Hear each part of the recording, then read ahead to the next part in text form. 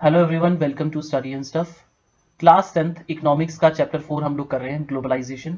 और इसमें previous videos में हम बहुत सारे टॉपिक्स कवर कर चुके हैं, जैसे ग्लोबलाइजेशन क्या प्रोसेस होती है, ग्लोबलाइजेशन में एमएनसीज किस तरह से ग्लोबलाइजेशन को प्रमोट कर रही हैं, एमएनसीज का क्या रोल होता है, वो दूसरी कंट्रीज में जाती हैं तो क्या क्या फैक्टर्स देख के वो दूसरी कंट्रीज में जाती हैं। वर्ल्ड ट्रेड ऑर्गेनाइजेशन है, उसका क्या रोल होता है, हमारी जो गवर्नमेंट्स होती हैं कंट्रीज की, उनका क्या रोल रहता है। ठीक है, वो सारा हम देख चुके हैं। अब हम ये देखते हैं कि ग्लोबलाइजेशन का इंडिया पे क्या इम्पैक्ट पड़ा। ठीक है ना, इंडिया के लिए बेनिफिशियल हुई या फायदेमंद हुई या नुकसानदेह हुई, ये हम देखने की कोशिश थोड़ी सी करते हैं। Globalisation and greater competition among producers, both local and foreign producers. Globalisation और ये जो कंपटीशन बढ़ा ग्लोबलाइजेशन के कारण प्रोड्यूसर्स के बीच में, जो भी मैन्युफैक्चरर्स हैं, जो भी सामान बनाने वाली बिजनेस करने वाली कंपनीज हैं, लोकल कंपनीज या फॉरेन कंपनीज हो, फॉरेन प्रोड्यूसर्स हो, इससे कंज्यूमर्स को तो स्पेशली एडवांटेज हुई। लेकिन क्या सारे कंज्यूमर्स को एडवांटेज हुई? Particularly the well of sections in the urban areas. जो वेल ऑफ सेक्शन है, जो अच्छे खासे अमीर है, अच्छे पैसे कमाते हैं और अर्बन एरिया में रहते हैं, उन लोगों के लिए तो स्पेशली बेनिफिशियल हुई ग्लोबलाइजेशन। और ये जो कंपटीशन हुआ उसका बेनिफिट हुआ। कैसे कैसे बेनिफिट हुआ? There is greater choice before these consumers. तो कंज्यूमर्स की चॉइसेस इंक्रीज होने लग गई, उनको तरह तरह के प्रोडक्ट मिलने शुरू हो गए, डिफरेंट चॉइसेस उनके सामने हो गई। who now enjoy improved quality and lower prices for several products। अब क्या हुआ, ये जो प्रोडक्ट्स है चॉइसेस भी इंक्रीज हुई, उसके अलावा कंपटीशन के चलते प्रोडक्ट्स की क्वालिटी भी इंप्रूव होने लगी। तो इंप्रूव्ड क्वालिटी के प्रोडक्ट भी लोगों को मिलने लगे और सस्ते में मिलने लगे, लोअर प्राइसेस होने लगे। As a result, these people today enjoy much higher standards of living than was possible earlier। इसीलिए ये जो लोग हैं, शहरों में रहने वाले लोग स्पेशली, इन लोगों के लिए इनके जो स्टैंडर्ड ऑफ लिविंग था वो और ज्यादा बढ़ गया, बहुत अच्छे से रहने लगे ये लोग। तो इस तरह से इनको तो बेनिफिट हुआ। Among producers and workers the impact of globalisation has not been uniform. लेकिन अगर हम बात करें प्रोड्यूसर्स और वर्कर्स की, जो काम करने वाले लोग हैं और जो मालिक हैं बड़ी बड़ी फैक्ट्रीज के, इनके बीच में, इनके ऊपर अगर हम इंपैक्ट देखें तो वो यूनिफॉर्म नहीं रहा, एक जैसा नहीं रहा।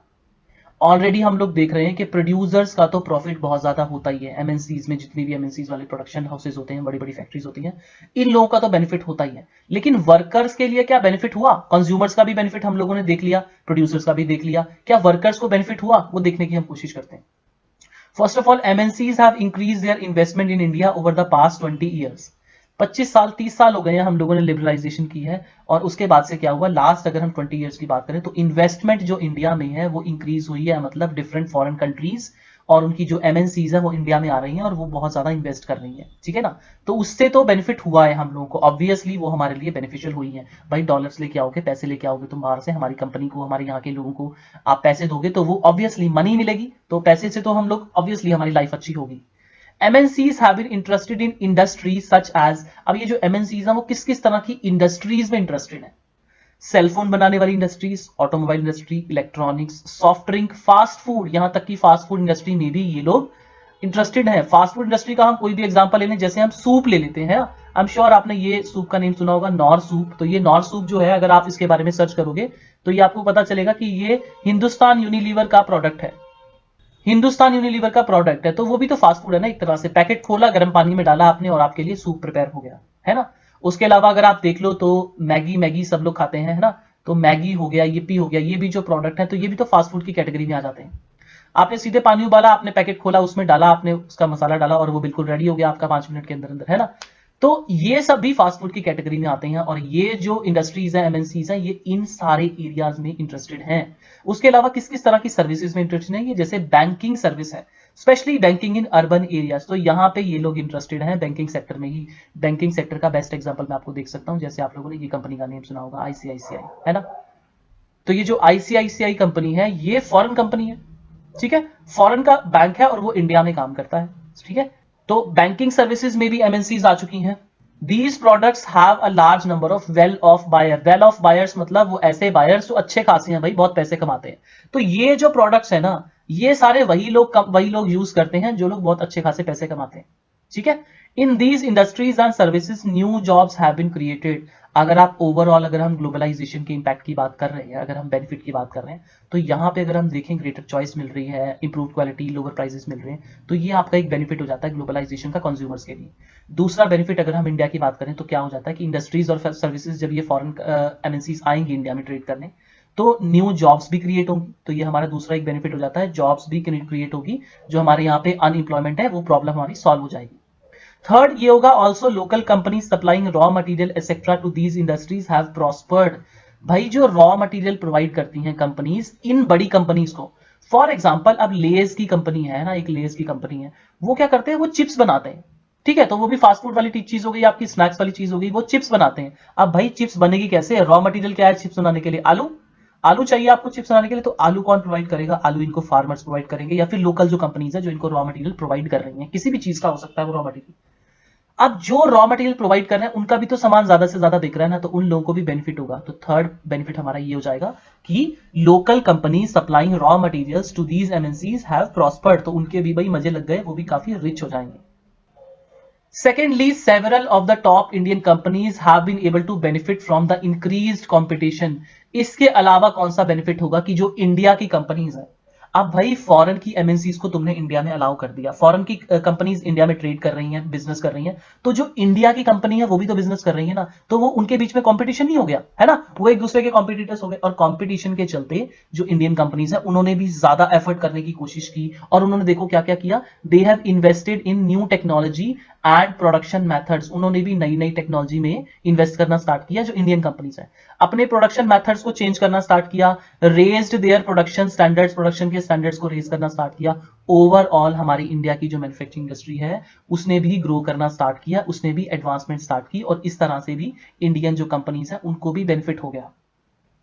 सम have gained from successful collaborations with foreign companies, और बहुत सारी जो कंपनीज हैं जो जिन्होंने फॉरेन के साथ कंपटीशन किया, फॉरेन जो कंपनीज हैं उनके साथ कोलैबोरेट भी किया, मतलब पार्टनरशिप में मिलजुल के काम किया, और उससे भी जो इंडियन कंपनीज है उनको बहुत बेनिफिट हुआ। इसका मैं आपको एक एग्जांपल देता हूं, जैसे आपने सुना होगा हीरो होंडा। ठीक है ना, हीरो होंडा पहले ऑटोमोबाइल बनाने वाली कंपनी होती थी, है ना, ये लोग बाइक्स वगैरह बनाते थे। हीरो होंडा की स्प्लेंडर बाइक बहुत ही ज्यादा खरीदते हैं लोग, बहुत ही ज्यादा स्प्लेंडर बाइक। तो पहले ये हीरो होंडा कंपनी होती थी, ठीक है ना, हीरो कंपनी कहां की है, हीरो है लोकल कंपनी, और जो होंडा कंपनी है ये थी एमएनसी फॉरेन की कंपनी थी। तो ये दोनों मिलकर इन्होंने एक ब्रांड लॉन्च किया हीरो होंडा, और मिलजुल के इन्होंने काम करना स्टार्ट किया। ठीक है ना, इससे क्या हुआ, जो लोकल कंपनी थी हीरो उसको भी फॉरेन कंट्री के साथ कोलैबोरेशन करने से ये बेनिफिट हुआ कि फॉरेन कंपनीज के जो वो फॉरेन में एडवांस मेथड यूज करते थे प्रोडक्शन के, एडवांस टेक्नोलॉजी यूज करते थे, सॉफ्टवेयर यूज करते थे, मशीन्स यूज करते थे, जो भी चीजें वो यूज करते थे या फिर जो भी उनका सिस्टम था काम करने का, वो सारी चीजें लोकल कंपनीज को सीखने का मौका मिला। कई साल हीरो और होंडा ने आपस में मिलकर काम किया, और आज ये दोनों कंपनीज अलग अलग हो चुकी हैं। जैसे हीरो है, आज आपको जो स्प्लेंडर बाइक देखने को मिलती है वो हीरो की देखने को मिलती है, और होंडा की भी अलग से बाइक्स आती हैं, जैसे होंडा की शाइन बाइक है, होंडा की यूनिकॉर्न बाइक है ना। तो ये अब दोनों कंपनीज अलग हो चुकी हैं। लेकिन अब होंडा की एक्सपर्टीज की हीरो को जरूरत नहीं है, हीरो ने बहुत कुछ सीख लिया ऑलरेडी। अब ये इंडियन कंपनी अपने आप काम कर सकती है और ग्रो कर सकती है, और इसको बहुत ज्यादा बेनिफिट हुआ पहले जो इनकी कोलैबोरेशन हुई थी उससे। Moreover, globalization has enabled some large Indian companies to emerge as multinational themselves। और क्या हुआ इस ग्लोबलाइजेशन से, एक और बेनिफिट हुआ कि बहुत सारी इंडिया की इंडियन कंपनीज थी वो भी आज मल्टीनेशनल कंपनीज बन चुकी हैं अपने आप में। जैसे बेस्ट एग्जांपल इसका टाटा मोटर्स है। टाटा मोटर्स ट्रक बनाता है, जीप्स बनाता है, और भी बहुत सारी चीजें, बसेस वगैरह बनाता है, और ये हम दूसरी कंट्रीज में भी बेचते हैं। उसके अलावा इंफोसिस आईटी कंपनी है, ये सॉफ्टवेयर बनाती है, पूरी दुनिया में सॉफ्टवेयर सप्लाई करती है। रैनबैक्सी कंपनी है, मेडिसिन सप्लाई करती है पूरी दुनिया में। एशियन पेंट्स कंपनी है, पेंट्स बनाने वाली। उसके अलावा सुंदरराम फास्टनर्स है, नट एंड बोल्ट, ये भी पूरी दुनिया में इस टाइम फैल चुकी है। इसका एक और एग्जांपल है हमारे सामने रिलायंस। ठीक है ना, रिलायंस कंपनी है यार, क्या नहीं बनाते रिलायंस वाले। रिलायंस की दही मिल जाती है आपको, रिलायंस का दूध मिल जाता है, रिलायंस की सिम मिल जाती है आप लोगों को, रिलायंस के फोन्स मिल जाते हैं आपको। उसके अलावा रिलायंस बहुत सारे और भी प्रोडक्ट बनाता है, जैसे विमल एक इन्हीं की कंपनी है रिलायंस वालों की, ये लोग कपड़े भी बनाते हैं, टेक्सटाइल इंडस्ट्रीज भी है इनकी गुजरात में। ठीक है, आप कहीं भी जाके देखो बहुत सारे इन लोगों के प्रोडक्ट हैं, और ये सिर्फ इंडिया में सेल नहीं कर रहे हैं, ये दूसरी कंट्रीज में, अफ्रीकन कॉन्टिनेंट की बहुत सारी कंट्रीज में सेल कर रहे हैं, यूरोप में सेल कर रहे हैं अपने प्रोडक्ट्स, यहाँ साउथ ईस्ट एशिया में सेल कर रहे हैं, हर जगह इनके प्रोडक्ट्स बिक रहे हैं। तो कहीं ना कहीं ये जो इंडिया की कंपनीज है अपने आप में ये भी मल्टीनेशनल कॉर्पोरेशन बन चुकी हैं। ठीक है ना, तो इनको खुद भी बेनिफिट हुआ, ये ग्लोबलाइजेशन से इंडिया को, इंडियन कंपनीज को बहुत ज्यादा बेनिफिट हुआ। Globalization has also created new opportunities for companies providing services, particularly those involving IT। सबसे ज्यादा अगर किसी सेक्टर को बेनिफिट हुआ ना, तो वो IT सेक्टर को बेनिफिट हुआ ग्लोबलाइजेशन से। ठीक है ना। अभी भी हम लोग बिलीव करते हैं कि 52% जो हमारी कंट्री के लोग हैं ना, वो आपके एग्रीकल्चर सेक्टर पे डिपेंडेंट है, प्राइमरी सेक्टर पे डिपेंडेंट है ना। और उसके बाद क्या हुआ, मैन्युफैक्चरिंग सेक्टर में एक्चुअली में ज्यादा लोग डिपेंडेंट नहीं है।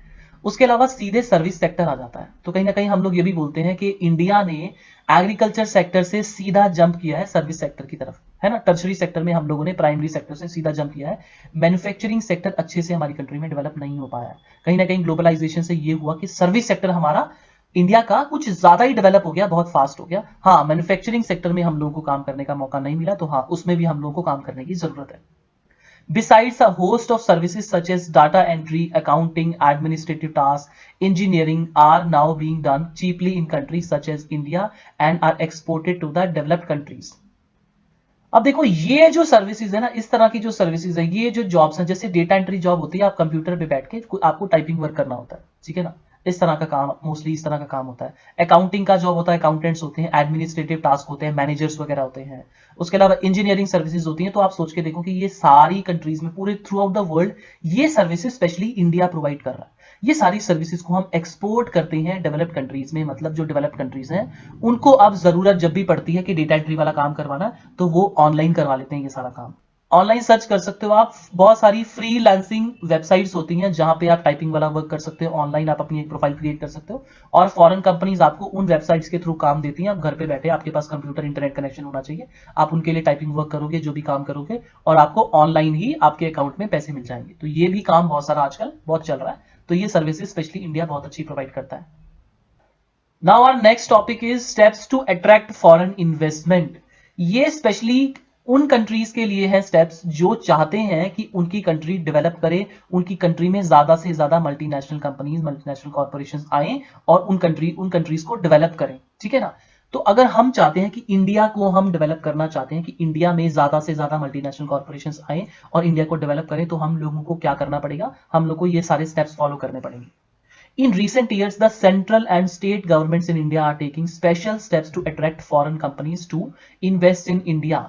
भाई, सेंट्रल गवर्नमेंट, स्टेट गवर्नमेंट्स दोनों अपने आप में बहुत सारे स्टेप्स ले रहे हैं, बहुत सारी नई नई चीजें कर रहे हैं, ताकि ये जो मल्टीनेशनल कॉर्पोरेशन है वो यहाँ पे आए, इंडिया में आए और इंडिया में डेवलपमेंट करें।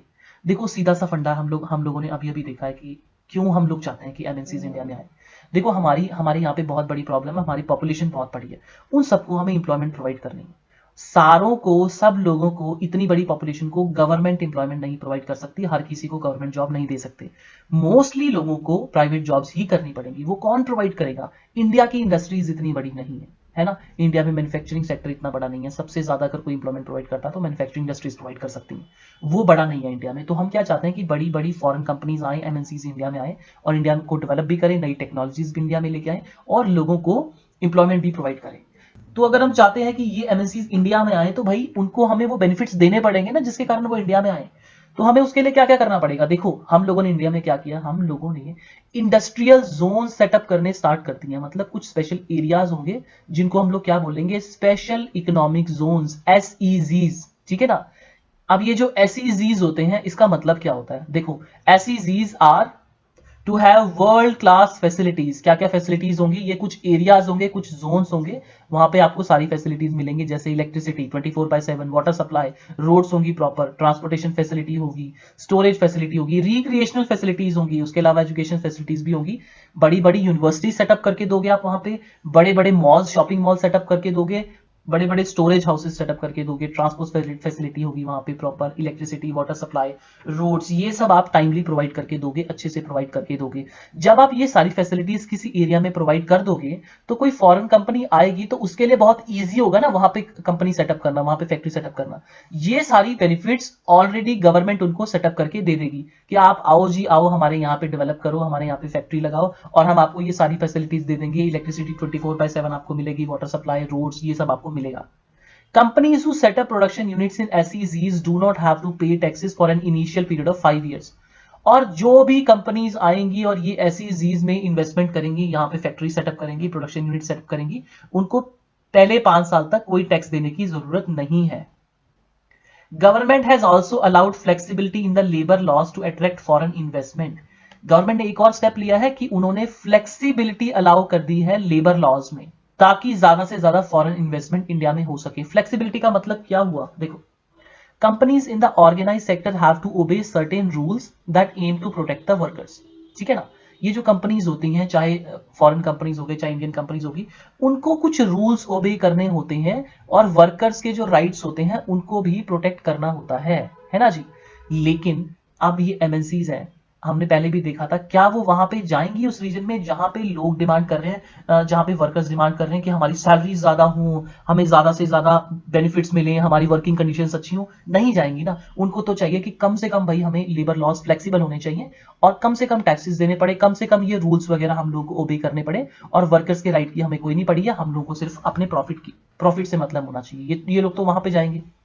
अब गवर्नमेंट्स भी इस चीज में हेल्प करती हैं। देखो, सुनने में ना बुरा लगता है, ठीक है ना, कि गवर्नमेंट्स इस चीज में उनकी हेल्प कर रही हैं, लेकिन यकीन जानो कि इंडिया में अगर हम चाहते हैं कि डेवलपमेंट हो, ज्यादा ज्यादा लोगों को इंप्लॉयमेंट मिले, है ना, एटलीस्ट पैसे तो मिले यार, जॉब तो मिल जाए, वर्किंग कंडीशन जैसी मर्जी हो, लेकिन पहले ये प्रॉब्लम तो सॉल्व हो, है ना।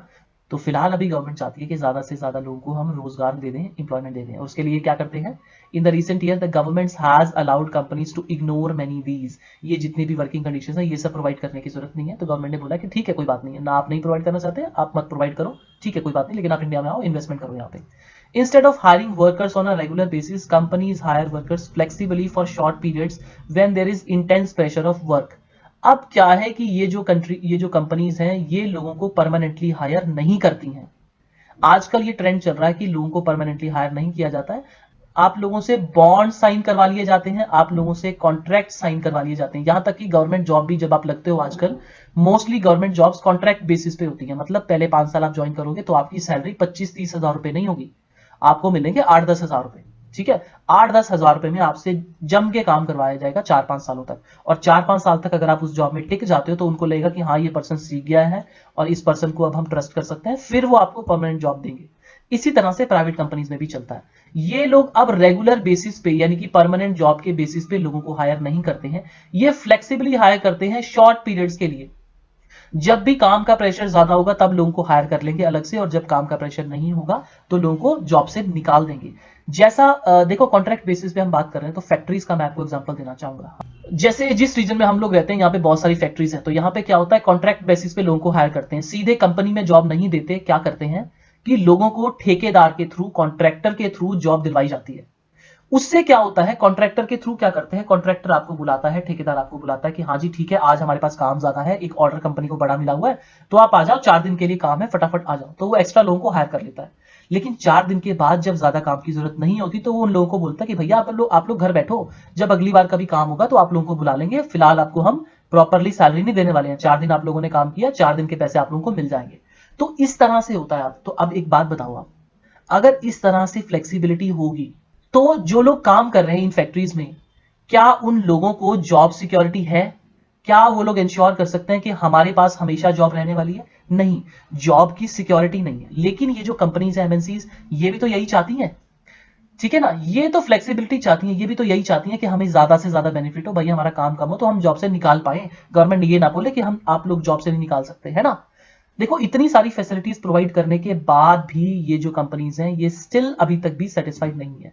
फॉरेन कंपनीज और ज्यादा फ्लेक्सिबिलिटी चाहती हैं, और ज्यादा। जो लोग पहले भी जिनको जॉब पे रखा हुआ है, 20 साल से जॉब कर रहे हैं लोग, 30 साल से, उनको भी निकाल पाए, ऐसे ऐसे लॉज भी ये फैक्ट्रीज चाहती हैं। लेकिन फिर भी अगर आपको अनएम्प्लॉयमेंट की प्रॉब्लम को दूर करना है तो आप लोगों को ये चीजें तो प्रोवाइड करनी पड़ेगी। और मैं आपको बता रहा हूं कि अब आप लोग भूल जाओ कि आने वाले टाइम में आप लोगों को किसी को भी परमानेंट जॉब्स मिलने वाली है। ये ट्रेंड स्टार्ट हो गया और ये अब रुकने नहीं वाला। फ्यूचर में किसी को भी जॉब की सिक्योरिटी नहीं रहने वाली। सीखते जाओ टाइम के साथ, जो भी नए नए कोर्सेज आ रहे हैं, नया नया ट्रेंड चल रहा है, नई नई चीजें, टेक्नोलॉजी आ रही है, उनको साथ साथ आप सीखते जाओ। अगर कोई पर्सन इसको साथ साथ करते रह सकता है, वो लोग अपनी जॉब को बचा सकते हैं, अदरवाइज मोस्टली लोगों की जॉब्स तो जाने ही वाली हैं फ्यूचर में। इस वीडियो में हम इतना ही करते हैं और बाकी के टॉपिक्स हम फिनिश करते हैं नेक्स्ट पार्ट में।